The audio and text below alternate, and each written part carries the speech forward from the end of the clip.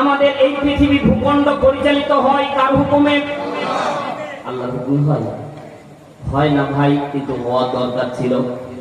কথা বলেন না কেন? পৃথিবী পরিচালিত হওয়ার দরকার ছিল আল্লাহর হুকুমে, কিন্তু হয় না। আমরা ব্যক্তিগত কায়দা, আল্লাহর হুকুম যখন আসে আমরা নিজের কায়দায় ঘুরায় নিই। কথা বলেন ঠিক কিনা? কিন্তু আল্লাহর হুকুম যেটা, এটাই নির্ধারিত। কথা বলেন ঠিক কিনা? এই যে 2 দিন ধরে আমাদের এই দিনাজপুরের মধ্যে ঘূর্ণিঝড় হচ্ছে, কথা বলেন, এটা একটা বাতাস। কি যেটা আসতেছে, এটা কি? আল্লাহর শক্তির দিকে খেয়াল করা লাগবে মুসলমান। তাকুতি যার শক্তি আছে, মুসলমান একটাবার চিন্তা করে দেখলাম না সাধারণ একটা বাতাসের ক্ষমতা? বলে না না না, বাতাসের তো ক্ষমতা নাই, মালিক হুকুম করেছে তাই। কথা বলেন না কেন? মালিক হুকুম করেছে বাতাসকে।